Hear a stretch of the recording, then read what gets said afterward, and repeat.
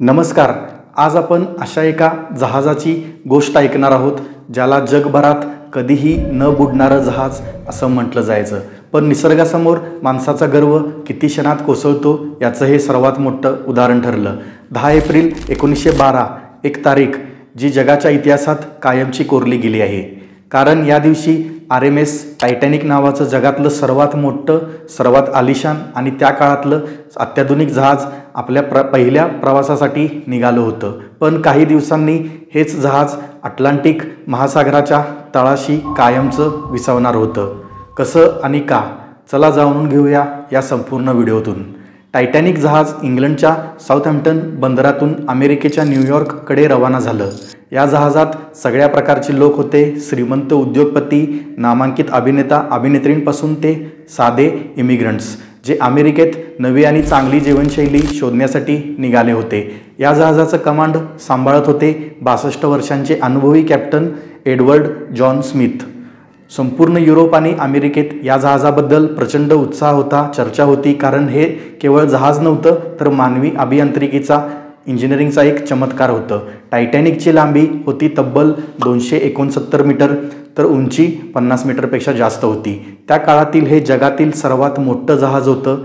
या जहाजाच्या बांधकामावर सुमारे $7.5 मिलियन खर्च झाले होते आणि आतली आलिशान सजावट कोणत्याही 5 स्टार हॉटेलला मागे टाकणारी होती. त्या काळात वापरलेले सेफ्टी फीचर्स इतके अत्याधुनिक होते की या जहाजाला अनसिंकेबल म्हणजेच कधीही न बुडणारं जहाज म्हटलं गेलं होतं. हे जहाज बनवलं होतं व्हाईट स्टार लाईन या कंपनीने आणि या कंपनीचे व्हाईस प्रेसिडेंट इतके आत्मविश्वासाने भरले होते की त्यांनी सार्वजनिकपणे जाहीरच केलं होतं की हे जहाज कधीही बुडू शकत नाही. पण निसर्गाला मानवाचा गर्व मान्य नव्हता. टायटॅनिक प्रवास सुरू केल्यावर 2 दिवसांनी म्हणजेच 12 एप्रिल 1912 रोजी जहाजाला पहिल्या आईस वॉर्निंग्स मिळाल्या. अटलांटिक महासागरात मोठमोठे बर्फाचे पर्वत, आईसबर्ग्स तरंगत होते जे जहाजासाठी धोकादायक ठरू शकत होते. या चेतावण्या मिळाल्यानंतर वॉर्निंग्स नंतर देखील टायटॅनिकने आपला मार्ग 2दा बदलला पण स्पीड मात्र काही कमी केलं नाही. 2 दिवसांनी म्हणजेच 14 एप्रिल 1912 रोजी टायटॅनिकला 7 नवीन आईस वॉर्निंग्स मिळाल्या. पण कॅप्टन स्मिथ आणि त्यांच्या क्रूनी त्या सर्व इग्नोर केल्या, दुर्लक्षित केल्या. जहाज आपली वेगवान चाल कायम ठेवून पुढं निघालं. त्या रात्री सूर्य मावळला आणि तापमान झपाट्याने खाली गेलं. ही रात्र काही खास होती कारण त्या रात्री चंद्र उगवलाच नव्हता, म्हणजेच पूर्ण काळोख. कुठलीच मूनलाईट नव्हती. दूरवर काहीच दिसत नव्हतं. जहाजाच्या अगदी टोकावर क्रोस नेक्स्ट नावाचं एक ठिकाण असतं जे उंचावर असतं आणि तेथून पुढे काय येतंय हे पाहण्यासाठी एक लुकआउट बसवला जातो. त्या रात्री त्या ठिकाणी बसला होता फ्रेडरिक फ्लीट नावाचा व्यक्ती.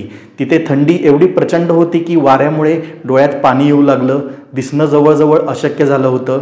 रात्रीचे 11:39 फ्रेडरिक फ्लीटला अचानक पुढे काहीतरी प्रचंड मोठी एक वस्तू दिसते. तो होता एक मोठा आईसबर्ग. तो लगेच 3दा बेल वाजवतो आणि ब्रिजवर फोन करून ओरडतो, आईसबर्ग समोर आहे, जहाज वळवा. फर्स्ट ऑफिसर विल्यम मड्रोक लगेच इंजिन रूमला सिग्नल पाठवतात, जहाज डावीकडे वळवा. पण खूप उशीर त्यावेळी झाला होता.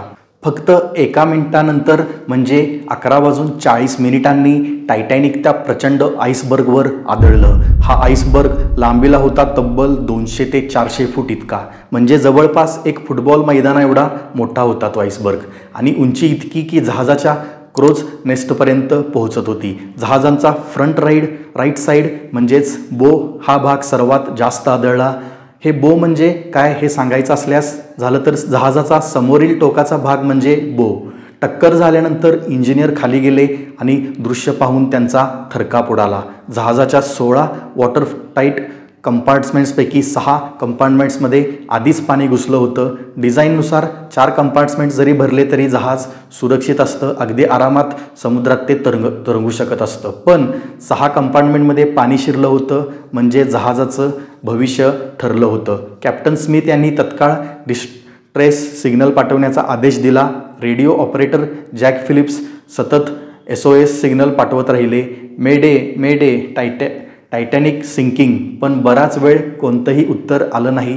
शेवटी एक RMS कार्पेथिया नावाचे जहाज टायटॅनिकचे सिग्नल्स पकडतं आणि त्या जहाजावरून उत्तर येतं, आम्ही येत आहोत, तिथेच थांबा तुम्ही. पण समस्या अशी की ते जहाज 107 किमी दूर होतं. ते जहाज पूर्ण वेगाने जरी आलं असतं तरी त्या जहाजाला तिथेपर्यंत पोहोचायला 3.5 तास लागणार होते आणि टायटॅनिककडे मात्र एवढा वेळ नव्हता.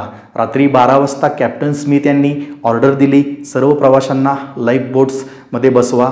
पण जहाजात फक्त 20च लाईफ बोट्स होत्या. 1500हून अधिक लोक जहाजात होते.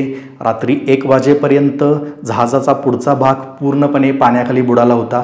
जहाज हळूहळू झुकू लागलं आणि लोकांमध्ये भीतीचं वातावरण पसरलं. रात्री 2:05 शेवटची लाईफ बोट समुद्रात उतरवली गेली, पण अजूनही 1500 लोक जहाजावर अडकलेले होते. पुढे 2:20 जहाज 2 भागात तुटलं, डिवाईड झालं, विभागलं गेलं आणि काही सेकंदातच हे कधीही न बुडणारे असे जहाज अटलांटिकच्या थंड पाण्यात कायमचं बुडालं. फक्त 3 तासात मानवजातीचा सर्वात मोठा अभिमान संपूर्ण जगाला हादरवून गेला. टायटॅनिक एक स्वप्न, एक आशा आणि एक भीषण धडा. हा व्हिडिओ जर तुम्हाला आवडला असेल तर व्हिडिओला लाईक करा आणि अशाच इतिहासातील अनोख्या घटनांबद्दल माहिती मिळवण्यासाठी यूट्यूब चॅनलला देखील सबस्क्राईब करा. धन्यवाद.